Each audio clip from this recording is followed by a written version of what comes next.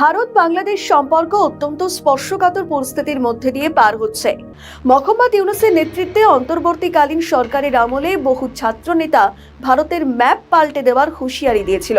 এবার হঠাৎ ভারতের নিরাপত্তা উপদেষ্টা অজিত ডোভালের গোপনে সীমান্ত পরিদর্শন, যা অনেকগুলি প্রশ্ন তুলে দিচ্ছে। তবে কি শুরু হয়ে গেল নয়াদিল্লির অ্যাকশন? সীমান্তের ওপারে যদি বাড়ে ভারতের বাড়াবাড়ি, সেভেন সিস্টার্স দখলে নিতে বাংলাদেশের হবে না দেরি। ভারত যদি মনে করে তারা তাদের সামরিক শক্তি দিয়ে সব কিছু নিয়ন্ত্রণ করবে, তবে তারা একটি ঐতিহাসিক ভুলের মধ্যে আছে। ৫৬,০০০ বর্গমাইলের এই বদ্বীপ এখন আর কারো চোখ রাঙানিকে ভয় পায় না।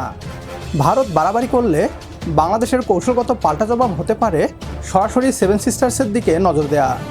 মাত্র ২২ কিলোমিটারের এই করিডোর বিচ্ছিন্ন হয়ে গেলে ভারতের মূল ভূখণ্ড থেকে পুরোপুরি ছিটকে পড়বে তাদের ৭টি রাজ্য। তখন উল্টো ভারতের মানচিত্রটাই চিরতরে ছোট হয়ে যেতে পারে। দাবার বোর্ডের চাল এখন বাংলাদেশের হাতে। সম্প্রতি ভারতের জাতীয় নিরাপত্তা উপদেষ্টা অজিত ডোভাল গোপনে সীমান্ত পরিদর্শন করেছেন। ভারত কি নতুন কোনো ছক কষছে, নাকি ভেতরে ভেতরে বড় কোনো ভয় কাঁপছে দিল্লি? বাংলাদেশ ও সেভেন সিস্টার্স নিয়ে কী বলছে ভারতীয় পশ্চিমবাংলার মিডিয়া, আসুন তা দেখি। ভারত বাংলাদেশ সম্পর্ক অত্যন্ত স্পর্শকাতর পরিস্থিতির মধ্যে দিয়ে পার হচ্ছে। শেখ হাসিনার প্রত্যর্পণ এবং পুশিন ইস্যুতে দুই দেশের সম্পর্ক একটি মিশ্র অবস্থার মধ্যে দিয়ে যাচ্ছে। এবার হঠাৎ ভারতের নিরাপত্তা উপদেষ্টা অজিত ডোভালের গোপনে সীমান্ত পরিদর্শন, যা অনেকগুলি প্রশ্ন তুলে দিচ্ছে। তবে কি শুরু হয়ে গেল নয়াদিল্লির অ্যাকশন? অজিত ডোভাল নাকি বিএসএফ থেকে শুরু করে একাধিক আধিকারিকের সঙ্গে কথাও বলেছেন।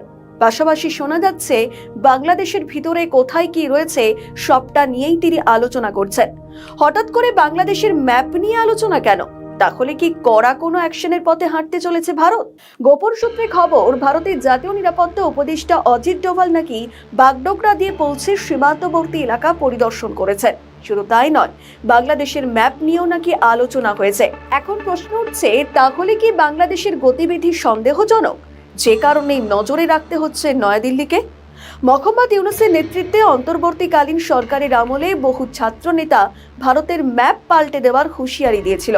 এমনকি নতুন করে বাংলাদেশের নোট ছাপানো হয়, তখন ভারতের সেভেন সিস্টার্স বা চিকেন নেককে তার মধ্যে অন্তর্ভুক্তি করার একটি অভিযোগ উঠেছিল। তবে কেন বাংলাদেশের ম্যাপ বিকৃত করা হলো, এটা নিয়ে কোনো প্রশ্ন ওঠেনি বাংলাদেশের অন্তরে। ভারতের ম্যাপ নিয়ে খেলাটা প্রথম শুরু করেছিলেন মাহফুজ আলম, কিন্তু ভারতের সেভেন সিস্টার্সকে বাংলাদেশের সঙ্গে যুক্ত করে একটি ম্যাপ সোশ্যাল মিডিয়াতে পোস্ট করেন।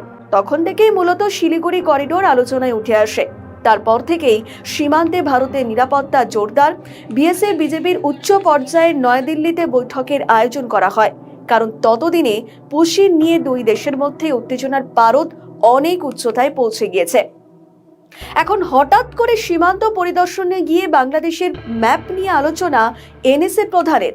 তাহলে কি এতদিন বাংলাদেশ যে ভারতের একাংশ দখল করার হুমকি দিয়ে গিয়েছে, উল্টো দিকে ভারতই সেটা করবে? ভৌগোলিক ও অর্থনৈতিকভাবে ভারতের সেভেন সিস্টার্স পুরোপুরি বাংলাদেশের উপর নির্ভরশীল। শিলিগুড়ি করিডোর বন্ধ হলে উত্তর পূর্বের ৭ রাজ্যের সামরিক রসদ পৌঁছানোর আর কোনো পথ থাকবে না ভারতের। ফলশ্রুতিতে ভারতের অহংকার চূর্ণ করে সেভেন সিস্টার্স দখল কিংবা স্বাধীন হওয়া এখন আর কাল্পনিক কোনো থিওরি নয়। এখানেই শেষ নয়, চিকেন স্নেকের ঠিক উপরেই রয়েছে চীন, যারা সার্বক্ষণিক নজর রাখছে। ভারত যদি বাংলাদেশের উপর কোনো ধরনের অন্যায্য চাপ বা আগ্রাসন সৃষ্টি করতে যায়, তবে ঢাকা বেইজিং যৌথ কৌশলগত চাল ভারতকে এমন এক ফাঁদে ফেলবে, যা থেকে বের হওয়া দিল্লির পক্ষে অসম্ভব হয়ে দাঁড়াবে। অজিত ডোভালের গোপন মিশন কি ভারতের এই ভয়কেই আড়াল করার চেষ্টা?